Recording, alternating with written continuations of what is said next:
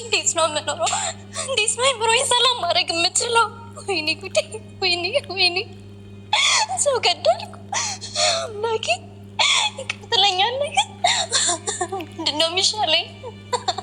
እኔ እኮ ምንም የማውቀው ነገር የለም። ምን አውቃለሁ? እኔ የማውቀው ነገር ምንም ነገር የለም። ስለዚህ ድጋሜ ሄጄ ማጣራት አለብኝ። አዎ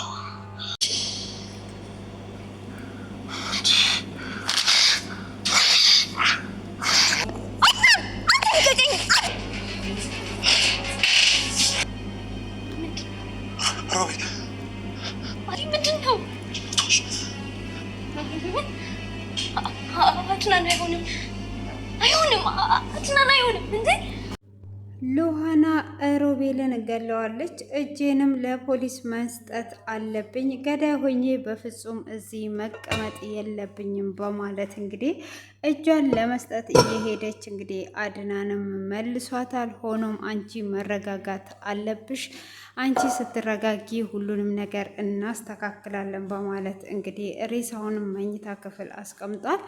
እንግዲህ ሚራ ደግሞ አሁን ደግሞ አድናን ከያዘኝ ህይወቴ እዚህ ጋር አብቅታለታለች። ስለዚህ አሁን የጄ ሮቤልን ትንሽ ብር እንዳለኝና አብረን እንደምንጠፋ ለሱ መንገር አለብኝ።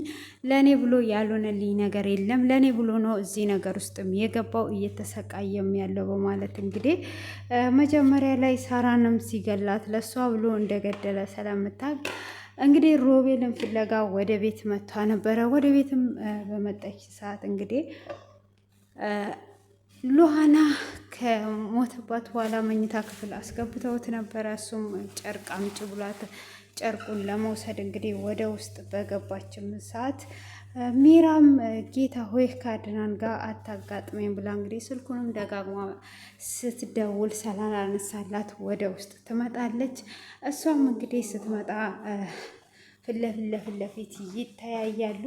እንግዲህ በዛ አይነትም ከተያዩ በኋላ እንዴት ነው እንደዚህ የምታደርጊው በማለት እንግዲህ ይጠያየቃሉ። ምንድን ነው ብላ ስትላትም ስደነግጥ ሮቤልስ እንደዚህስ ምንድን ነው ያስደነበረሽ? ሮቤል አንቺ ክፍል ምን ልሆንልሽ እያልሽ ነው አይደለ ያለው? አንቺ ክፍል ነው ያለው ብላ ስትላት እኔ ሮቤልን አላየሁትም፣ ዞር በይልኝ፣ ቤት ነው የገባሽው ብላ ስትላት የገባሁትማ በበር ነው ብላ ትላለች። እንግዲህ ከዮዋና ጋር አንድ ሁለት ይባባላሉ። እሷም እንግዲህ ጨርቅ ይዘሽ ነው የተባለችው። ጨርቁን ይዛ ሳትመጣለ አድናን ትነግረዋለች። አድናንም ሚራም ምን ፈልገሽ ነው እየመጣሽው? እንደውም እየፈለኩሽ ነበረ። ለምንድን ነው ወደዚህ ተመልሰሽ የመጣሽው? ስለ ቪዲዮ ሳንጨርስ ነበር የሄድሽው በማለት ይጠይቃታል። እሷም ስለ ቪዲዮ እኔ ምንም የማውቀው ነገር የለም፣ ያየከው ሮቤልን ነው፣ ሮቤልን ጠይቀው ብያለሁ ብላ ትለዋለች። እንዴ ቪዲዮን እኮ አንቺ ነሽ ቆመሽ እየቀረጥሽ የነበረውና ስለዚህ እኔ የምጠይቅሽ አንቺን ነው በማለት ይጠይቃታል ማለት ነው። እሷም እኔ ምንም የማውቀው ነገር የለም ዞር በልልኝ በማለት እንግዲህ ዞር እንዲልላት ትፈልጋለች ማለት ነው። እንግዲህ በዛ አይነት መልኩ ሮቤል እንደሌለ አሳምኗት ከቤት ያስወጣታል። ሚራም አስቢ እንጂ ሚራ እንዴት ነው አድናን ሊለቀኝ የቻለው? ሮቤልን ምን አርጎቶት ነው? አግቶ እያሰቃየ ነው ወይ ያለው እያለች እንግዲህ ስለ ሮቤል እያሰበች ነው። ሮቤል እንግዲህ የእጁን ነው ያገኘው እያለ ነው አድናን። ያው ሚራን ሉሃናን ያደረጋትን ነገር ስለሚያውቅ ሉሃናንን እንግዲህ ወንድሙ ሞቶ እንኳን ሉሃናንን እያጽናናት ነበረ። ወንድሜ ሞቶ ይህን ያህል ባልደሰትም ግን እሱ ያደረገው የእጁን ነው ያገኘው እያለ ነው። እሷ ግን እጄን ሄጄ እሰጣለሁ ብላ ብትለውም በፍጹም ይሄ ነገር አይሆንም፣ እኔ በሰማይም ሆነ በሕግም ሲሄድ ግዴታ እጄን አሳልፌ መስጠት አለብኝ።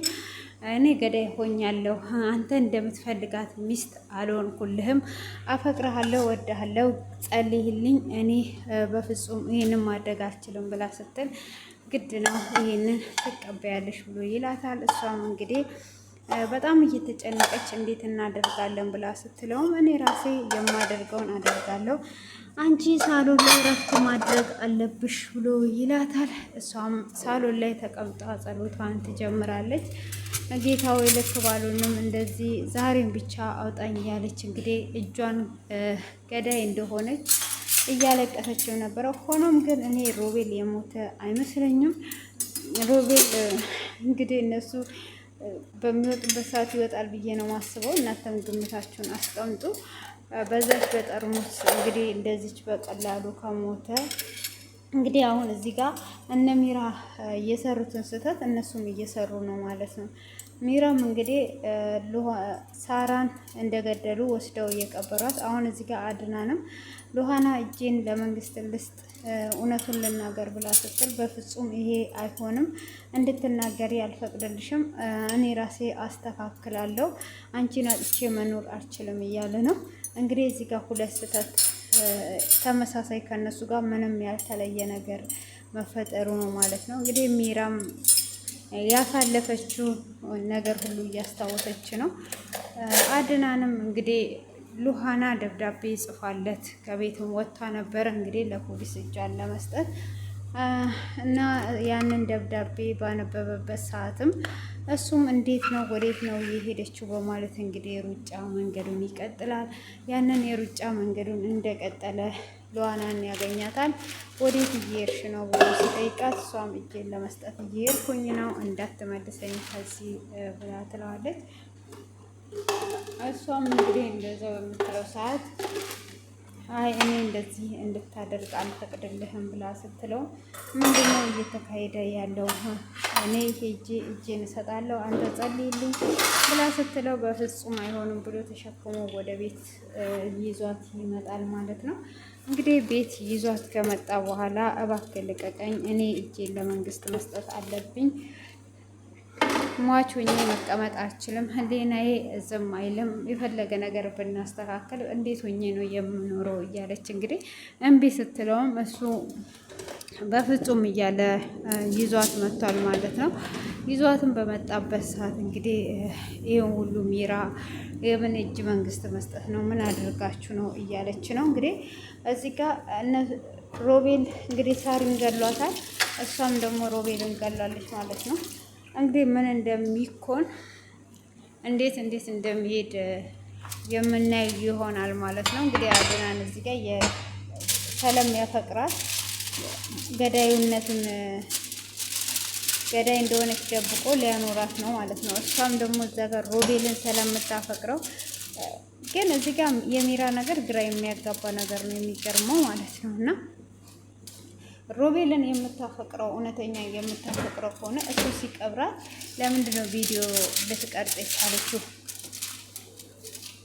ለምን እሷ እውነተኛ የምታፈቅረው ከሆነ እንዴት አላመነች ነው? እንዴትስ ለወደፊት ሊክደኝ ይችላል ብላ ልትጠረጥረው ቻለች? አፍቃሪዎች እንግዲህ ይህን መለስ አድርጎ የሚያፈቅር ሰው ሙሉ ለሙሉ ነው እንጂ የሚያምነው ወደፊት ይክደኛል ብሎ ትንሽ እንኳን ቢያስብ ብዙ የሚጠነቀቃቸውን ነገሮች መጠንቀቅ ይችላል። እሷ ግን እዚህ ጋር ሊክደኝ ይችላል ብላ ነው ቪዲዮ እየቀረጸች እንግዲህ ሳራን አብራ ገላ እዚህ ጋር እንደዛ አይነት ነገር ያደረገችው እና እንዴት ያስኬዳል? አስኬድ አፍቃሪዎች እንደዚህ አያደርጉም።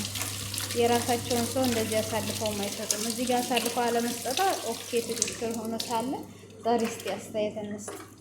ትክክል ሆኖ ሳለ ግን ለምን ቪዲዮ ቀረጸችው? ካፈቀረችው እንዴት ነው ልትቀርጸው የቻለች? ልታስፈራራውና ልታኖረው ነው ወይስ እሱ እንደማያፈቅራት ታውቅ ነበረ? እሷ ብቻ እንደምታፈቅረው ከሆነ ኦኬ እዛ ጋር ሊያስማማን ይችላል ብዬ አስባለሁ። እና እንግዲህ ሉሃና እጅግ በጣም አዝናለች ሮቤልን በመግደሏ። እንግዲህ እህቷን ፍለጋ መጥቷ ባልም አግኝቷ ከዛን ደግሞ እንግዲህ የባሏን ወንድም አናቱን በጥሩምስ ተርክከዋለች። እህቷም እንግዲህ የእህቷም ነገር ዝም ተብሏል ማለት ነው። እንግዲህ እዚህ አይነት ሁኔታ ላይ ይገኛሉ። ሮቤል እንግዲህ ነፍስ ይማር እያላችሁ ኮሜንት ላይ ትንበሉ ተጽናኑ፣ አጽናኑት ቤተሰቦቹን እያልኩኝ እንግዲህ ውድ ቤተሰቦቼ እና እስቲ ስለዚህ ድራማ ያላችሁን አስተያየት ስለ ሚራ ስለ ሉሃና እስቲ አሁን ስለ ሉሃና ብናስብ አንድ ሰው እህቱን ፈልጎ መጥቶ የእህቱን ጉዳይ ሳያሳካ የእህቱን ጉዳይ ሳያቅ ወደ ሌላ ነገር ይገባል፣ ወደ ፍቅር ይገባል። ድራማ ባይሆን አይገባም። ስለ እህቱ ሳያቅ እንዴት አንድ ሰው ቀጥ ብሎ ስለ እንደዚህ አይነት ነገር ውስጥ ይገባል? እኔ አይገባም ባይነኝ። እስቲ እናተስ መጀመሪያ ስለ እህቱ ካወቀ በኋላ ስለዛ ቤት የሚያውቀው ቀጥታ እነሱ ምንድን ያደረጉት? አሁን ሎሃና መጣች ከሚራ ጋራ እንደዚህ አፍላፍ መካፈት ጀመረች ምናምን የሆነ እውነተኛ እዚህ ጋር እውነት ቢሆን አንድ ሰው እህቱ ሞተችበት እዛ ቤት መጣ፣ እንግዳ ነው በዛ ቤት እንደዚህ ነው እያለ አፍ አይላቀቅም። እንደዛ አይነት ነገር ነው እንግዲህ እና በጣም ነው የሚገርመው። እሷ በዛ አይነት ሁኔታ ሮቤልንም እሷንም ቁጭ ብድግ ስታደርግ በዛ ላይ እንግዲህ ያልጠረጠሩት መነጠሯለች ባሏን ይዛ ቁጭ አለች ማለት ነው። እና ለማንኛውም ይሄንን ይመስላል። ቀጣይ እስክንገናኝ ድረስ እናንተም ለዚህ ቤት አዲስ ከሆናችሁ ላይክ አድርጉ፣ ኮሜንት ላይ አስተያየታችሁን አስቀምጡ። መልካም ቆይታ ይሆንላችሁ። ከልብ አመሰግናለሁ በትዕግስት ስለምትከታተሉ።